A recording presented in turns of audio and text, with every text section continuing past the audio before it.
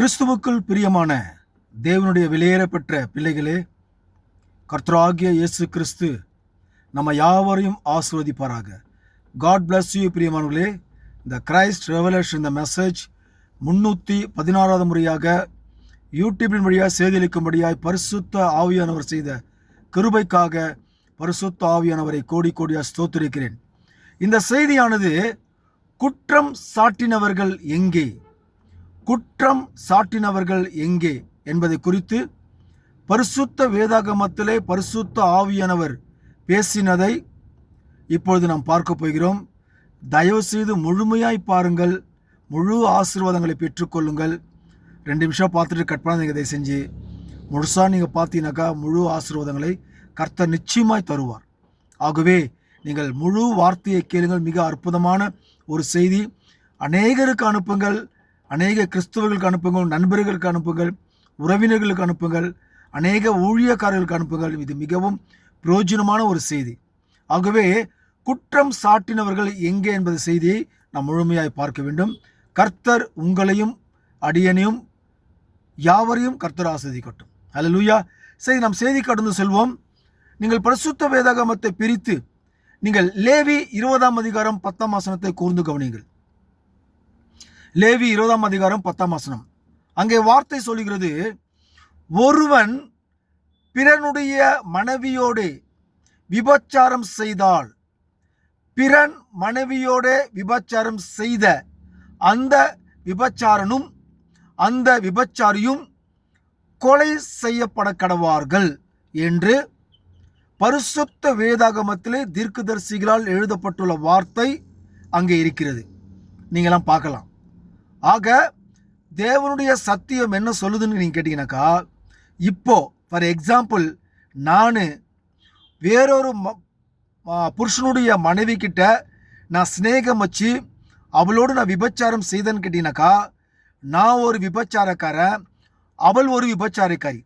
ஆனால் இந்த விபச்சாரம் 2 பேர் செய்யக்கூடிய அந்த விபச்சாரத்தை கண்ணால் பார்த்தாங்கனாக்கா கல்லாலேயே அடித்து சாகடிக்க வேண்டும் என்று நியாயப்பிரமாணம் சொல்லப்படுகிற ஒரு வார்த்தை. அந்த காலத்திலே, மோசையின் காலத்திலே எழுதப்பட்டுள்ள வார்த்தை. ஆகவே இருவர் சம்பந்தமில்லாமல் இருவர் விபச்சாரத்தில் ஈடுபட்டால் அவர்களுடைய தண்டனை மரண தண்டனை என்று நியாயப்பிரமாணம் கூறுகிறது. கல்லாலேயே அடித்து அவங்கள சாகடிக்கணும். இதுதாங்க தேவனுடைய நியாய தீர்ப்பு மோசே காலத்தில் கொடுத்தது. சரி, அதை குறித்து இன்னும் மேலும் புதிய ஏற்பாட்டிலே என்ன நடந்தது என்பதை குறித்து நாம் வேதத்திலே பார்க்க போகிறோம். நீங்கள் யோவான் எழுதின புத்தகம் தயவுசெய்து கூர்ந்து கவனிங்கள். மிக அற்புதமான செய்தி. யோவான் எழுதின புத்தகத்தில் 8ஆம் அதிகாரத்தில் நீங்கள் 3லிருந்து நீங்கள் 11ஆம் வசனம் வரைக்கும் நீங்கள் முழுசாக நீங்கள் வாசிங்கள். 3ஆம் வசனத்திலிருந்து 11ஆம் வசனம் வரைக்கும் 8ஆம் அதிகாரம். நான் 3ஆம் வசனம், 4ஆம் வசனம், 5ஆம் வசனம், 7ஆம் வசனம், 10ஆம் வசனம், 11ஆம் வசனத்தை நாம் பார்க்க போகிறோம் இந்த செய்தியிலே. சரி, நான் 3ஆம் வசனத்தை வாசிக்கிறேன். அப்பொழுது விபச்சாரத்தில் கண்டுபிடிக்கப்பட்ட ஒரு ஸ்திரீயை வேதபாரகரும் பரிசேயரும் அவரிடத்தில் கொண்டு வந்து அவளை நடுவே நிறுத்தி, போதகரே, இந்த ஸ்திரீ விபச்சாரத்தில் கையும் மெய்யுமாய் பிடிக்கப்பட்டால் இப்படிப்பட்டவர்களை கல்லெறிந்து கொள்ள வேண்டும் என்று மோசே நியாயப்பிரமாணத்தில் நமக்கு கட்டளையிடப்பட்டிருக்கிறாரே, நீர் என்ன சொல்லுகிறீர் என்றார்கள். நல்லா கவனிக்கணும். தேவனுடைய விலையேறப்பட்ட சகோதரிய சகோதரனே, தேவனுடைய வார்த்தை சொல்லுகிறது இங்கே மிக அற்புதமாக. இங்க வேதபாரகரும் பரிசேயரும் ஒரு வேசியை இழுத்து கொண்டு வந்தார்கள். இந்த வேதபாரகருக்கும் இந்த பரிசேயருக்கும் எவன் விபச்சாரம் பண்ணுறான் அதே பாத்திரத்தில் இருக்க மாட்டான். இவங்களுக்கு அசிஸ்டன்ட் நிறைய பேர் இருப்பாங்க. நம்ம பாஷையில் சொல்லப்படுறாங்க ஜால்ரா கேஸுங்க சொல்கிறேன், அப்படி சொல்லலாம் வச்சிங்களேன். அப்போ அந்த காலத்திலேயே வேதபாரகர்களுக்கும் பரிசேயர்களுக்கும் அவங்களுக்கு கீழே பிலீவர்ஸ் அங்கே இருக்கிறாங்க. அதில் ஒருத்தன் பார்த்து வேதபாரகிட்டம் பரிசேயிட்ட கொண்டு வந்துட்டான். அந்த விபச்சாரியை அவளை குற்றவாளியாக நியமித்து, அவள் குற்றவாளியாக நியமித்து விபச்சாரத்தில் கண்டுபிடிக்கப்பட்ட இந்த ஸ்திரீயை போதகரிடத்துல இழுத்துட்டு வராங்க. தர இழுத்துட்டு வராங்க. வீதியில இழுத்துட்டு வந்து ஒரு கூட்ட ஓநாய்க்கள், அவங்க யாருன்னு கேட்டாக்கா ஓநாய்க்கள், ஒரு கூட்ட ஓநாய்க்கள் இயேசு கிறிஸ்துவகிட்ட இவர் என்ன சொல்றாருன்னு பார்க்கலாம், இந்த போதகர் என்ன சொல்றாரு பார்க்கலாம்னு சொல்லிட்டு ஒரு கூட்ட ஓநாய்க்கள் அவள் மேல் விழுந்து அவளை தரத்தன இழுத்து கொண்டு வந்து இவளை கல்லெறிந்து கொள்ள வேண்டும், எப்படியாவது இந்த போதகர் என்ன சொல்றாரு சொல்லிட்டு இவங்க இழுத்துன்னு வராங்க. இங்க பாருங்க, நல்லா கவனிக்கணும். இந்த ஓநாய்க்கு இந்த இருக்கிற வசனம் என்ன சொல்றாக்கா, ஓநாய்க்கள் அவங்களாம் யாருன்னு கேட்டாக்கா வேத பரிசேரும் ஓநாய்க்கள். இங்க வேதத்தை நல்லா கவனிக்கணும். 4ஆம் வசனத்தை பாருங்க. போதகரே, இந்த ஸ்திரீ விபச்சாரத்தில் கையும் மெய்யுமாய் பிடிக்கப்பட்டாள். நம்பர் 1, இவங்க சட்டப்படி இவங்க செஞ்சதே குற்றம். இயேசு கிறிஸ்துவும் ஒரு கேள்வி அவங்களை கேட்டிருக்கலாம். ஏன்னா லேவியில சொல்லப்படுது 20:10 இருவரும் விபச்சாரத்தில் ஈடுபட்டால் இருவரையும் கண்டுபிடித்தால் இருவருக்கும் நியாய தீர்ப்பு, கல்லாலே அடிச்சு சாகடிக்கணும். இதுதான் முறை. ஆனா நல்லா பாருங்க, 2 பேருமே விபச்சாரத்தை, இந்த ஸ்திரீ மாத்திரம் இல்ல, இந்த ஸ்திரீ கூட வேறொருவனும் சேர்ந்து விபச்சாரத்தில் ஈடுபட்டிருக்கிறாங்க. இந்த 2 பேருமே, இந்த ஸ்திரீயும் வேறொருவனும் விபச்சாரத்தில் ஈடுபட்டதை கண்ணால பார்த்து சட்டப்படி பார்க்க போனா 2 பேருமே கொண்டு வந்திருக்கணும் இயேசுநாதர்கிட்ட. ஆனா இவங்க கொண்டு வந்தது ஒருத்தரை மாத்திரம் தான், அந்த ஸ்திரியை மாத்திரம் தான் கொண்டு வந்திருக்கிறாங்க. ஆனா வேதத்தின் அடிப்படையிலே பார்க்க போனால் இருவரையுமே கொண்டு வந்து போதகரிடத்துல நிறுத்தி இந்த இருவரையுமே நாங்கள் கையும் காலமா நாங்கள் பிடித்திருக்கிறோம், நாங்கள் கண்ணாலே நாங்கள் பார்த்திருக்கிறோம், மோசையின் நியாயப்பிரமாண பிரகாரம் படி நாங்கள் கல்லால தான் அடிச்சு சாகடிக்கணும்னு மோசையின் நியாயப்பிரமாணம் கொடுக்கப்பட்டிருக்கிறது. ஆனா மோசைக்கு நியாயப்பிரமாணம் கொடுத்தவரே இவர் தான், இந்த போதகர் தான், இயேசு கிறிஸ்து தான். அந்த போதகர்கிட்டயே கொண்டு வராங்க. யாரு? இந்த இயேசு கிறிஸ்து தான் மோசைக்கு நியாயப்பிரமாணத்தை கொடுத்தது. ஆனா நியாயப்பிரமாணத்தை கர்த்தராகிய இயேசு கிறிஸ்து மாத்தல. அவர் என்ன செய்யறாருன்றது இப்ப நான் கூட பேச போறேன். நல்லா கூர்ந்து கவனிங்க. மோசைக்கு நியாயப்பிரமாணம் கொடுத்ததே கர்த்தராகிய இந்த இயேசு கிறிஸ்து தான். அந்த இயேசு கிறிஸ்துக்கிட்டே கேட்கிறாங்க, மோசே நியாயப்பிரமாணம் சொல்லுது, நீ என்ன சொல்றேன்னு சொல்லிட்டு கொண்டு வந்தது ஒரு ஸ்திரியா, 2 பேரை சட்டப்படி 2 பேரை கொண்டு வரணும். அவன் எங்கயா போயிட்டான்? நான் கேட்கிறேன். அந்த ஆள் எங்க போயிட்டாரு? அந்த ஆளை ஏன் கொண்டு வரல இயேசுநாதர்கிட்ட? ஒரு ஸ்திரியை 2 பேருமே பார்த்தீங்களா, கையும் காலமா 2 பேரையும் பிடிச்சிங்களா? அப்ப சட்டப்பிரகாரம் 2 பேருமே தானே கொண்டு வரணும். இயேசுநாதர்கிட்ட 2 பேரையும் கொண்டு வந்து 2 பேரும் நாங்கள் கண்ணால பார்த்தோம், கையும் மெய்யுமா நாங்கள் பார்த்தோம், இவங்களை பிடிக்கப்பட்டிருக்கிறோம். இவங்க 2 பேருக்கும் மோசே நியாயப்பிரமாணத்தின்படி கல்லால் அடிச்சு சாகடிக்கணும்னு மோசே நியாயப்பிரமாணம் சொல்லுது. போதகரே, நீர் என்ன சொல்லுகிறேன் என்று கேட்கணும். அவனை விட்டுட்டாங்க. இவளை மட்டும் தர்த்தனை வந்து இயேசுநாதர் காமிக்கிறாங்க. ஜீசஸ் கூட இயேசுநாதர் கூட ஒரு வார்த்தை கேட்டிருந்தான்னு வச்சிங்களேன், சரிப்பா நீங்க மெய்யும் கைமா பிடிச்சின்னு சொல்றீங்க, இன்னொருத்தன் எங்கப்பா? சட்டப்படி மோச நியாயப்பிரமாணம் என்ன சொல்லுது? 2 பேருமே நீங்க கண்ணில் பார்த்து 2 பேருக்கும் நியாயத்தை கொடுன்னு சொல்லுது அப்படின்னு கேட்டுருக்கலாம் இயேசுநாதர். ஆனா ஏன் கேட்கல? அது ஒரு ரகசியம் இருக்குது. அதெல்லாம் நீங்க கூர்ந்து கவனிக்கணும் அதை செஞ்சு. அப்ப அவனை விட்டுட்டு இவனை மட்டும் கொண்டு வந்திருக்கிறாங்க இயேசுநாதர் கிட்ட. நல்ல அது வச்சிங்களா? ஆக இந்த ஸ்திரியை இந்த ஓநாய்க்கள் எப்படியாவது மரண தண்டனை கொடுக்கணும் இந்த ஸ்திரீக்குன்னு சொல்லி அவங்களுடைய மனசுல திட்டம் வச்சிருக்கிறாங்க. இந்த ஓநாய்க்கள் யாரு? இந்த ஓநாய்க்கள் யாரு? வேத சாஸ்திரிகள், பரிசேயர்கள், ஓநாய்க்கள், ஊழியக்காரர்கள். எப்படியாவது இந்த ஸ்திரீக்கு இவளுடைய மரணத்தை நம்ம பார்க்கணும், ஒன்றும் கல்லெறிஞ்சு சாவடிக்கணும், இல்லை வேற ஏதாவது ஒரு மரணத்தை இந்த போதகர் கொடுக்கணும்னு அவங்களோட மனசுல இருக்கிற திட்டமே.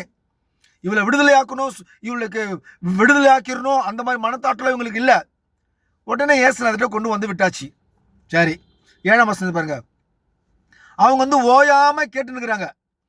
அப்பொழுது இயேசுநாதர் சொல்றாரு, உங்களில் பாவம் இல்லாதவன் இவள் மேல் முதலாவது கல்லெறிய கடவன் என்று சொல்லி இயேசு நிமிர்ந்து அந்த ஸ்திரியை தவிர வேறு ஒருவரையும் காணாமல், ஸ்திரியே உன்மேல் குற்றம் சாட்டினவர்கள் எங்கே? அவர் சொன்னாரு, என்ன சொன்னாரு? உங்களில் பாவம் இல்லாதவன் இவள் மேல் முதலாவது கல்லெறிய கடவாள் என்று சொல்றார் இயேசுநாதர். உடனே இவங்க பார்த்தாங்க, ஐயோ மிகப்பெரிய வார்த்தையை சொல்லிட்டாரு இயேசுநாதன் சொல்லி. ஒருவர் கூட, அந்த ஓநாய்க்கள், பரிசேயர்கள், வேத சாஸ்திரிகள், அந்த ஓநாய்க்கள் ஒருவர் கூட இந்த ஸ்ரீ மேல, அந்த விபச்சாரி மேல கல்லெறியாமல் கற்களை கீழே போட்டுவிட்டு போய்விட்டார்கள். ஹல்லேலூயா. ஒருத்தர் கூட அந்த ஸ்திரீயை நியாய தீர்ப்பு செய்யலை. ஏன்னா இயேசுநாதர் சொல்லும் வார்த்தை அப்படி. என்ன வார்த்தை சொன்னாரு? உங்களில் பாவம் இல்லாதவன் இவள் மேல் முதலாவது கல்லெறிய கடவார்கள் என்று சொல்லிட்டாரு. அதனால அந்த வார்த்தையை இவங்க கேட்ட உடனே தன் உள்ளத்தில் குத்தப்பட்ட அந்த வார்த்தை, எல்லாருமே நம்ம எல்லாம் பாவம் செஞ்சிருக்கிறோம், பாவிகள் என்று அவர்கள் உண்மையாலுமே உணர்ந்து பாருங்க. அந்த ஓநாய்க்கள், அந்த வேத சாஸ்திரிகள் உள்ள மக்கள்லாம் அந்த வார்த்தையை கேட்டு உண்மையா உணர்ந்து கல்லை கீழே போட்டு போயிட்டாங்க. அதுக்கு இயேசுநாதர் கூட பாருங்க, அது என்ன அற்புதமான வார்த்தை. உன்மேல் குற்றம் சாட்டினவர்கள் எங்கே? அல்லேலூயா. ஒருவனாகிலும் உன்னை ஆக்கினிக்குள்ளாக தீர்க்கவில்லையோ என்றார். தேவனுடைய வெளியேற பெற்ற பிள்ளைகளே, மிக அற்புதமான ஒரு வார்த்தை. அங்கே அவருடைய மென்மையான, தயவான, அன்பான இருதயம் ஜீசஸ் கிரைஸ்ட். எப்படியே மென்மையான இருதயம், அன்பான இருதயம். அந்த எழுதியிருந்தார். கொஞ்சம் குறிப்பிட்ட நேரம் கேப் கிடைச்சது பார்த்தீங்களா? அவருடைய அன்பு அந்த ஸ்திரீக்குள்ள போய் அவருடைய இருதயத்தை போய் ஆராய்ச்சி செய்து, இயேசுனுடைய அன்பு அங்க இருதயத்தை போய் ஆராய்ச்சி செய்யும் போது அவகிட்ட பயங்கரமான பாவம் இருக்குது. அந்த பாவத்தை அவருடைய அன்பினாலே மூடுகிறார். அல்லேலூயா. வேத வசனத்தை நீங்கள் வாசிக்க போனால் ஒரு அற்புதமான ஒரு வார்த்தை இருக்கும். 1 பேதுரு 4:8 அன்பு திரளான பாவங்களை மூடும் என்று. அன்பா இருக்கிற இயேசுநாதருடைய உள்ளம், அவருடைய அன்பு அந்த வேசினுடைய உள்ளத்தை போய் பார்க்கும்போது அங்க பாவம் அதிகமா இருக்கிறது. அவருடைய அன்பானது அந்த பாவத்தை மூடிற்று. அல்லேலூயா. அதுக்கு அவர் சொல்றாரு அற்புதமா 11ஆம் வசனத்துல, அதற்கு அவள் இல்லை ஆண்டவரே என்றாள். இயேசு அவளை நோக்கி, நானும் உன்னை ஆக்கினிக்குள்ளாக தீர்க்கிறதில்லை, நீ போ, இனி பாவம் செய்யாதே என்றார். அல்லேலூயா. வெளியேறப்பெற்ற தேவனுடைய பிள்ளைகளே, இந்த ஸ்திரீயை தேவன் ஆதி முதலா ஏற்கனவே தேவன் ஆவியா இருக்கிற தேவன் மனிதனுக்காக சிலுவையிலே மரிக்க வேண்டும் என்பது ஒரு நோக்கத்தோடு மனித சாயலிலே மனிதனாக பிறந்தார். மனிதனாக பிறப்பதற்கு முன்பாகவே இந்த விபச்சார ஸ்திரீயை ஆதியிலேயே முன்குறித்து விட்டார். அந்த விபச்சாரியோட இன்னொருத்தன் விபச்சாரம் பண்ணா பார்த்தீங்களா? ஆக்சுவலாக விபச்சாரம் பண்ணுறது 2 பேருமே தான். ஆனால் அந்த வாலிபனை விட்டுட்டாங்க. ஏன்னு கேட்டாக்கா, அந்த வாலிபனையும் பிடிச்சு வந்திருந்தாக்கா அந்த வாலிபனுக்கும் பாவத்திலிருந்து ஒரு விடுதலை கிடைச்சிருக்கும். ஆனால் தேவன் இந்த ஸ்திரியை மட்டும்தான் சந்திக்க வேண்டும், அவளுக்கு மட்டும்தான் பாவ மன்னிப்பு கொடுக்க வேண்டும். இவளை ஏற்கனவே தம்முடைய சிந்தையிலை ஃபிக்ஸ் பண்ணிட்டார் கர்த்தர். இதுதான் ரீசன். அதனாலதான் தேவன் மாமிசமா வந்த பிற்பாடு இந்த ஸ்திரியை சந்திக்கிறார், இந்த ஸ்திரியை கொண்டு வருகிறார்கள். ஏன்னா இந்த ஸ்திரியை இயேசு கிறிஸ்து நியமித்து விட்டார். அல்லேலூயா. வேதவசனம் மிக அற்புதமாக சொல்லுகிறது. நீங்கள் ரோமர் 8ஆம் அதிகாரம் 33ஆம் வசனத்தை நீங்கள் பார்ப்பீர்கள் என்று சொன்னால், தேவன் தெரிந்து கொண்டவர்கள் மேல் குற்றம் சாட்டுகிறவன் யார்? இந்த ஸ்திரியை குற்றம் சாட்டினார்கள். ஆனா தேவன் ஏற்கனவே இந்த ஸ்திரியை, விபச்சாரியை முன்குறித்து விட்டார், தெரிந்து கொண்டார். இவள் மேல் குற்றம் சாட்டுகிறார்கள். ஆனால் கர்த்தர் சொல்றாரு, நான் ஏற்கனவே தெரிந்து கொண்ட இந்த ஸ்திரீ மேல் குற்றம் சாட்டுகிறவன் யார்? அதான் இயேசு கேட்டார், உன்மேல் குற்றம் சாட்டினவர்கள் எங்கே? ஒருவர் கூட இல்லை, எல்லாம் ஓடிட்டாங்க. ஏன்னா அத்தனை பேருமே பாவம் செஞ்சிருக்கிறாங்க. அத்தனை ஓநாய்க்களும், அத்தனை அந்த பரிசேயர்கள், அத்தனை வேத பண்டிதர்கள், அவங்கெல்லாம் ஓநாய்க்கள். அத்தனை பேருமே பாவத்தில் ஈடுபட்டிருக்கிற அப்படின்னாலே கல்லை கீழப்பட்டு ஓடிட்டாங்க. இந்த விபச்சாரியானவள் முன்குறிக்கப்பட்டவள். ஆகவேதான் 2 பேர் விபச்சாரத்தில் ஈடுபட்டார்கள், அந்த ஸ்திரியும் வேற ஒருத்தனும். அந்த அவனை விட்டுவிட்டு இந்த ஸ்திரியை மட்டும் இயேசுநாதரை கொண்டு வராங்க. ஏன்னா இந்த ஸ்திரீ ஏற்கனவே தேவனால் முன்குறிக்கப்பட்டவள், தேவனால் தெரிந்து கொள்ளப்பட்டவள். ஆகவேதான் அந்த ஸ்திரியை குற்றம் சாட்டுவதற்கு ஒருவனும் அங்கே இல்லை, எல்லாம் போய்விட்டாங்க. அவருடைய வெளியேறப்பட்ட மென்மையான இருதயம், அல்லேலூயா, அருமையான இருதயம், தாழ்மையான அவருடைய அன்பு அந்த ஸ்திரீயனுடைய பாவத்தை மூடினது. அல்லேலூயா. வெளியேறப்பட்ட பிள்ளைகளே, வேத வாக்கியம் சொல்லுது மிக அற்புதமாய், யோவான் 15:16 நீங்கள் பார்க்க போனால், நான் உங்களை தெரிந்து கொண்டேன் என்று ஒரு வார்த்தை சொல்லிக்கும். அது போல இந்த ஸ்திரீயை தேவன் ஏற்கனவே தெரிந்து கொண்டார். நீங்கள் ரோமர் 5:20 நீங்கள் பார்க்க போனால், கிருபை அதிகமாய் பெருகுது. ஏன் கேட்டக்கா, அவகிட்ட பாவம் இருக்குது. பாவம் பெருகின இடத்திலே கிருபை அதிகமாய் பெறுகிறது. இவகிட்ட தேவனுடைய கிருபை, கிறிஸ்து இயேசுடைய கிருபை அவளிடத்துல வெளிப்பட்டது. அந்த கிருபையானது, அந்த அன்பானது, அந்த தாழ்மையான அந்த இயேசு கிறிஸ்துடைய இதயத்தில் இருந்த அந்த தாழ்மை, அந்த அன்பு, அந்த கிருபை ஏற்கனவே தெரிந்து கொண்டார் இல்லையா? ஆகவேதான் இவளை முன்குறித்தபடினாலே இவளுடைய பாவத்தை தேவன் எண்ணாமல் இருந்தார். நானும் உன்னை குற்றப்படுத்த மாட்டேன், அல்லேலூயா, நானும் உன்னை ஆக்கினிக்குள்ளாக தீர்க்க மாட்டேன்.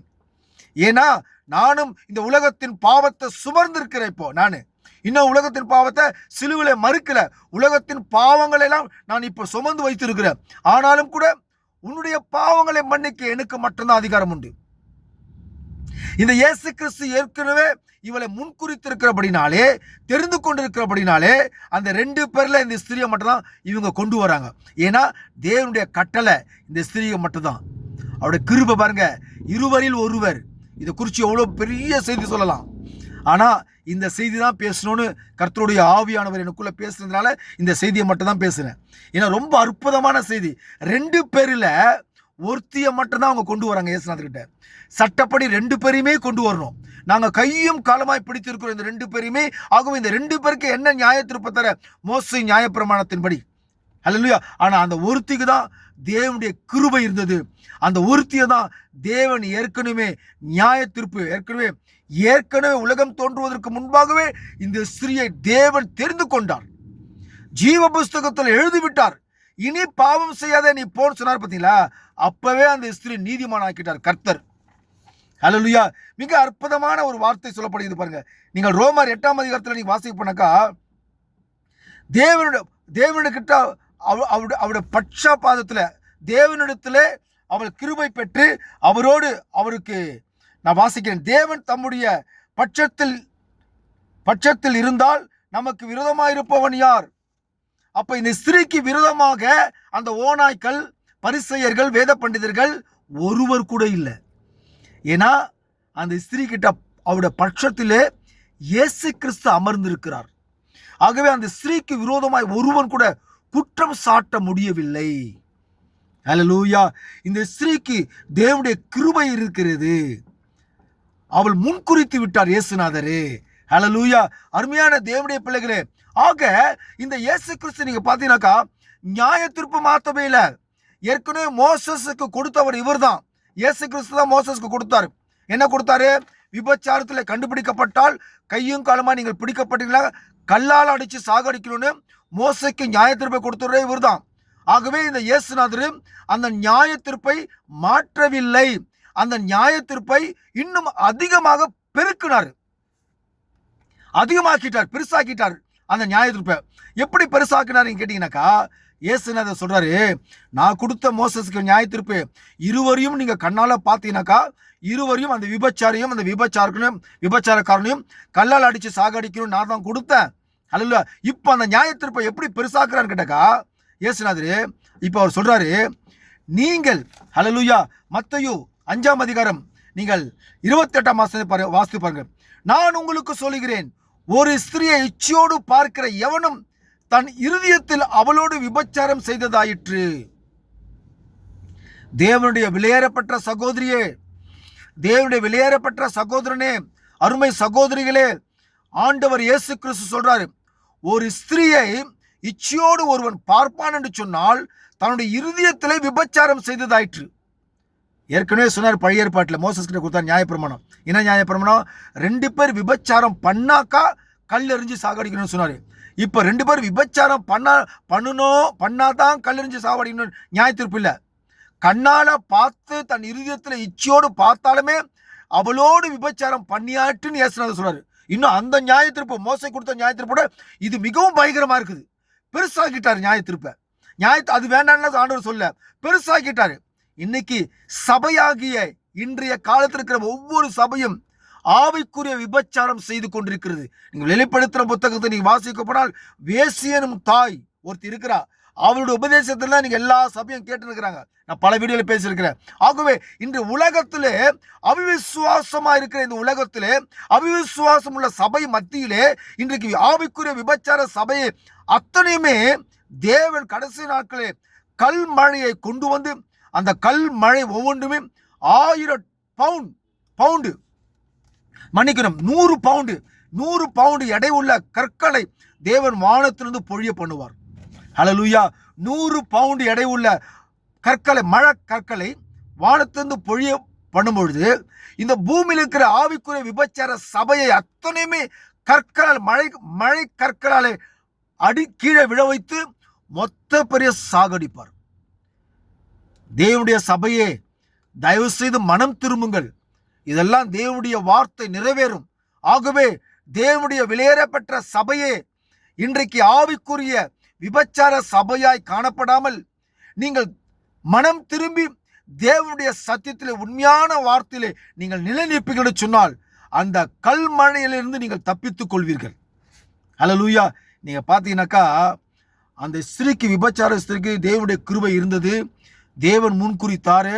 இப்போ அடியனும் கூட தன்னுடைய வாழ்க்கையில் ஒரு விபச்சாரக்காரனாக இருந்தேன், ஒரு மிகப்பெரிய பாவியா இருந்தேன். தேவனுடைய முன்குறித்ததுனால அடியனுடைய பாவங்களை எல்லாம் மன்னித்து அவருடைய மகனாக, அவருடைய மனவாட்டியாக அவர் என்னை தெரிஞ்சுக்கிறேன். நான் 100% நம்புறேன். ஹல்லேலூயா. அதே போல இன்றைக்கு ஒவ்வொரு சபையும் தேவனுடைய சத்தியத்துல, தேவனுடைய வார்த்தையில மனம் திரும்பி அவருக்குள் ஜீவிக்கும் பொழுது அந்த மழை கல்லினாலே நாம் தப்பித்துக் கொள்வோம். கடைசி காலத்துல இது நடக்க போகிற நிகழ்ச்சி. இன்னைக்கு ஆவிக்குரிய சபை எத்தனை இருக்குதோ அத்தனையுமே மோசே சொன்னது நியாயப்பிரமாணம் கொடுத்தாரு பத்தியா, அது கடைசி காலம் நிச்சயமா மீண்டும் நிறைவேறும். 100 பவுண்டு எடை உள்ள கற்கள், மழை கற்கள் பூமியில விழுந்து மொத்த சபையும் நாசமாக்கிவிடும். ஒரு வசனம் படிக்கிறேன், நல்லா கேளுங்க. யோவான் 13ஆம் அதிகாரம் 10ஆம் வசனம். அன்பானது பிறனுக்கு பொல்லாங்கு செய்யாது. அன்பானது பிறனுக்கு பொல்லாங்கு செய்யாது. இயேசு கிறிஸ்து அன்பா இருக்கிறார். எப்படி இந்த விபச்சார ஸ்திரீக்கு போய் பொல்லாங்கு செய்வாரு? செய்யறதுக்கு வாய்ப்பு இல்லை. அந்த ஓநாய்க்கள் பொல்லாங்கு செய்யணும்னு முயற்சி பண்ணிச்சு. இந்த ஸ்திரியை எப்படியாவது கொலை செய்யணும், எப்படியாவது மரணத்துக்குள் ஆக்கணும் என்று முயற்சி பண்ணாங்க அந்த ஓநாய்க்கள். அல்லேலூயா. அந்த வேத பண்டிதர்கள், வேத சாஸ்திரிகள், பரிசேயர்கள், ஆசாரியர்கள் முயற்சி பண்ணாங்க, முடியல, போயிட்டாங்க. ஆனா இப்போ இன்னைக்கு கொஞ்ச நாளா வீடியோக்குள்ள பார்க்க போனா அருமையான ஒரு சகோதரன் ஜான் ஜெபராஜ், அவர் யாருன்னு எனக்கு தெரியாது, நானும் அவரை பத்திலாம் பேசியிருக்கிறேன். அந்த ஜான் ஜெபராஜ் மிக மோசமான நபர் தான், கெட்டவர் தான், இல்லைன்னு சொல்லல. அந்த ஊழியத்தை பற்றிலாம் ஒன்றுமே தெரியாது. ஆனால் அநேக வாலிப ஸ்திரீகளை, அநேக வாலிப சகோதரர்களை பாவத்துக்குள்ளாக ஆக்குனார், ஆவிக்குரிய பாவத்துக்குள்ளாக ஆக்குனார். கரெக்ட், இல்லைன்னு சொல்ல. நல்லா கவனிச்சு பாருங்க தயவு செஞ்சு. ஒரு கேத்தலிக் ஃபாதராவது, ஒரு சிஎஸ்ஐ ஐராவது அந்த சகோதரனை குறித்து தப்பாக பேசியிருக்கிறாங்களா? இல்லை ஏதாவது அவர் மேல கேஸ் கொடுத்துருக்கிறாங்களா? யாருமே செய்யல. இன்னைக்கு பெந்தகோஸ்து சொல்லி கொண்டிருக்கிற, இன்னைக்கு பெந்தகோஸ்து தமிழ்நாட்டில் இருக்கிற மொத்த பெந்தகோஸ்து பாஸ்டர்களும், மிகப்பெரிய நிறைய பாஸ்டர்களாம் இந்த ஜான் ஜெபராஜை எப்படியாவது சிறைசாலையிலே போட வேண்டும் என்று அந்த இப்போ நான் உங்களுக்கு வேதத்தில் படிச்சு காமிச்சேன் இல்லையா, இந்த வேசிய யோவான் 8ஆம் அதிகாரம் 3ஆம் வசனத்தில் சொல்லப்படுகிற அந்த வேத சாஸ்திரிகள், பரிசேயர்கள், அவங்க எப்படி இந்த ஓநாய்க்கள் இந்த விபச்சாரி ஸ்திரியை எப்படியாவது மரணத்துக்குள் ஆக்கணும் முயற்சி பண்ணாங்க, ஆனால் முடியல. அதே போல இன்றைக்கு இருக்கிற வேத சாஸ்திரிகள், பரிசேயர்கள், பாஸ்டர்கள், ஓநாய்க்கள் பாஸ்டர்கள் எப்படியாவது ஜான் ஜெபராஜை ஜெயிலில் போட்டணும்னு எவ்வளோ முயற்சி பண்றாங்க. யாராவது ஒருத்தராவது பெரிய பெந்தகோஸ்துங்கிற பாஸ்டருங்க போயிட்டு அவரை போய் சந்திச்சு இது மாதிரி பண்ணாத, எல்லாருமே எல்லா பாஸ்டரும் போய் அவர்கிட்ட போய் பேசி அவரை மனம் திரும்ப வச்சு ஒரு நல்ல வழியில கொண்டு வரலாமே. அப்படி யாரோ ஒருத்தரும் சரியா செய்யல, சரியான வழியில் அவரை வழி நடத்தல அவரை. ஏன்னா அவர் வந்து சிங்கிள் மேன், தனியாவே நானே ராஜா நானே மந்திரி மாதிரி ஊழியம் செஞ்சாரு. ஆனா எப்படியாவது இன்னைக்கு இப்போ இருக்கிற ஓநாய்க்கள் பாஸ்டர்கள், ஏன்னு கேட்டாக்கா நல்லா கவனிக்கணும், அவங்க கிட்ட அன்பு இல்லை. ஏன்னா வேதம் சொல்லுகிறது, யோவான் ரோமர் 13:10 அன்பானது பிறனுக்கு பொல்லாங்கு செய்யாது. வசனம் சொல்லுதா இல்லையா? அப்போ இன்னைக்கு பெந்தகோஸ்து சொல்லி கொண்டிருக்கிற மொத்த விசுவாசிகளும், மூப்பர்களும், பாஸ்டர்களும் இந்த ஜான் ஜெபராஜ் எப்படியாவது ஜெயிலில் தள்ளணும்னு அவங்க நினைக்கிறாங்க இல்லையா? எங்கேயாவது இயேசு கிட்ட இருந்த அன்பு, இரக்கம், மன்னிப்பு உங்ககிட்ட இருக்குதா? இவங்கெல்லாம் மிக பயங்கரமான ஓநாய்க்கள். இவங்க கிட்ட அன்பு இல்லை, இவங்க கிட்ட மன்னிப்பு ஆண்டவர் சொல்றாரு மன்னிங்கன்றாரு. அவரு மன்னிக்கக்கூடிய தன்மை இன்னைக்கு உள்ள பாஸ்டர் கிட்ட இல்லை. இவங்கெல்லாம் பாஸ்டருங்களா? இவங்க நல்லா சிந்திச்சு பாருங்க. அவன் ஒரு தவறான ஒரு மனுஷன் தான், நான் இல்லைன்னு சொல்ல. ஜான் ஜோபராஜ் மிகப்பெரிய தவறான ஒரு மனிதன் தான், நான் இல்லைன்னு சொல்ல. இப்போ நான் ஆவிக்குரிய இந்த யோவான் புத்தகத்தில் நம்ம 8ஆம் அதிகாரத்தை பார்க்கணும். இந்த விபச்சாரியை இயேசுகிட்ட கொண்டு வராங்க. இந்த விபச்சாரி இயேசுகிட்ட கொண்டு வந்து எப்படியா மரணத்துக்குள்ளாக்கணும் முயற்சி பண்ணுறாங்க. ஆனால் இயேசு நாங்கள் விடுவிக்கிறாரு. ஆனால் இன்னைக்கு இருக்கிற போதகர்கிட்ட ஏன் அப்படி செய்யறான்னு கேட்டாக்கா, அவங்ககிட்ட கிறிஸ்துவின் அன்பு இல்லை. பாவம் செய்யாதவங்க யாருங்க உலகத்தில்? எல்லாருமே பாவம் செய்கிறாங்க தான். ஆனால் தேவனுடைய கிருபை எல்லாருக்குமே வருது. ஆனால் இன்னைக்கு பெந்தகோஸ்து சொல்லி கொண்டு இந்த போதகர்கிட்ட கொஞ்சம் சிந்திச்சு பாருங்க. எல்லாருமே இந்த பெந்தகோஸ்து பாஸ்டர்கிட்ட கிறிஸ்துவின் அன்பு இருக்குதா? அந்த மன்னிப்பு கூடிய தன்மை ஒரு பாஸ்டர்கிட்ட இருக்குதா? யாருக்கிட்டுமே இல்லைங்க. எப்படியாவது ஜான் ஜோபராஜ் இந்த பாவிய ஜெயில போடணும் என்ற ஒரு மனத்தாட்டு தான் இங்க எல்லாமே இருக்குது. ஆக இன்றைய காலத்திலே ரோமர் 13:10 சொல்றது போல அன்பானது பிறருக்கு பொல்லாங்கு செய்யாது. ஆக இன்னைக்கு இருக்கிற பெந்தகோஸ்து பாஸ்டர் மொத்த பேர்கிட்டமே கிறிஸ்துவின் அன்பு இல்லை என்பதை குறித்து திட்டவட்டமாக மிக அழகாய் தெரிய வருகிறது. அல்லேலூயா. தேவனுடைய வெளியேறப்பட்ட பெந்தகோஸ்து டுபாகோர் பாஸ்டர்களே, மனம் திரும்புங்கள். மன்னிப்பு ஒன்று உண்டு. நீங்கள்லாம் மிகப்பெரிய பரிசுத்தவான்கள் நினைக்காதீங்க. நீங்கள்லாம் மிகப்பெரிய ஃப்ராடுங்க. இன்னைக்கு எல்லா பாஸ்டருமே பணத்தின் மேல மோகம் கொண்டிருக்கிறாங்க. எத்தனையோ பாஸ்டருங்க எத்தனையோ தவறு. இதே ஜான் ஜோபராஜ் மாதிரியே அநேக பெண்களோட தவறான வழியில் நடந்து கொண்டு, அதாவது தெரியல, ஆனால் இவன் மாட்டிக்கினான் மனுஷன். இன்னைக்கு தெரியாம எத்தனை பேர் பாவம் செய்ய, எனக்கு என் கண்ணுக்கு தெரிஞ்சு நிறைய பேர் அப்படி பாவத்தில் ஈடுபட்டிருக்கிறாங்க. என் கண்ணாலே பார்த்துருக்கிறேன் நிறைய பாஸ்டருங்களை. இப்படிலாம் இருக்குது. அந்த ஒரு வாலிபனை போய் ஜெயிலில் போடணும் முயற்சி பண்ணாதீங்க. ஒரு முறை அவனை மன்னிப்பு கொடுத்து வாபஸ் வாங்கி அவன் மனம் திரும்பி ஒரு சந்தர்ப்பத்தை கொடுங்க. இயேசு கிறிஸ்து எப்படி அந்த விபச்சாரிக்கு ஒரு வாய்ப்பு கொடு, இனி பாவம் செய்யாதே போ என்று சொல்லி அவளை பரிசுத்தப்படுத்தி நீதியான ஒரு சகோதரியாய் கர்த்தர் மாற்றினார். தேவனுடைய பிள்ளைகளே, ஆகவே நன்றாக கவனிக்கணும். தேவனுடைய தெரிந்து கொள்ளுதல் அந்த ஸ்திரீக்கு காணப்பட்டது, தேவனுடைய கிருபை காணப்பட்டது. ஆகவேதான் 2 பேரிலே அந்த ஸ்திரியை மட்டும் அவர்கள் கொண்டு வந்தார்கள். அவன் எங்க போனானே தெரியல. அவனுக்கு தேவனுடைய கிருபை இல்லை, தேவன் தெரிந்து கொள்ளப்படலை. ஏன்னா 2 பேரையுமே தான் அவங்க சட்டப்படி கொண்டு வரணும். ஆகவே தேவனுடைய விலையேறப்பட்ட பிள்ளைகளே, சத்தியத்திற்கு கீழ்ப்படியுங்கள், உண்மையாய் நடங்கள், தேவனுடைய வார்த்தையை நடக்க பாருங்கள். அன்பு என்னும் வார்த்தை உங்களுக்குள் இருக்க வேண்டும். பிறரை மன்னிக்க வேண்டும் என்ற மனப்பக்குவம் பெந்தகோஸ்து பாஸ்டர்கிட்ட இருக்க வேண்டும். அநேகரை மன்னியுங்கள். ஹல்லேலூயா. யாரை பார்த்தாலும் சபிக்கிறது, எல்லாருமே சபிக்க அப்படிலாம் இருக்கக்கூடாது. நீங்களாம் சபிச்சா அவன் சபிக்கப்பட்டவில்லை. இன்றைக்கு ஒவ்வொரு கிறிஸ்தவனும் தேவனால் ஆசீர்வதிக்கப்பட்டவர்கள். அவர்களை யாராலுமே சபிக்க முடியாது. அல்லேலூயா. தேவனை தவிர இன்றைக்கு இருக்கிற ஒரு மனுஷன் நான் சபிக்கிறேன்னா அவனை சபிக்கவே முடியாது. அல்லேலூயா. இந்த ஸ்திரியை பாருங்கள், இவள் மரணத்துக்குள் கொண்டு போக வேண்டும் என்று இவர்கள் கொண்டு வந்தார்கள் இயேசுவிட்ட. ஆனால் என்ன நடந்தது? அங்கே தேவனுடைய கிருபை வெளிப்பட்டு அவளுக்கு மன்னிப்பு, நானும் உன்னை ஆக்கினிக்குள்ளாக தீர்ப்பதில்லை, சமாதானத்தோடு போ, அல்லேலூயா, இனி பாவம் செய்யாது என்று அவளை ஆசீர்வதித்து கர்த்தர் அனுப்பினார். அல்லேலூயா. ஆகவே தேவனுடைய பிள்ளைகளே, நீங்கள் யாவரும் அநேகரை மன்னிக்க வேண்டும். அல்லேலூயா. விட்டு கொடுக்க வேண்டும். அன்போடு நடந்து கொள்ள வேண்டும். தேவனுடைய அன்பு நமக்குள் இருக்கும் என்று சொன்னால் பிறரை பொல்லாங்குக்கு நம்ம கொண்டு போக முடியாது. ரோமர் 13:10 சொல்லும்போது அன்பானது பிறருக்கு பொல்லாங்கு செய்யாது. பொல்லாங்கு செய்யவே செய்யாது.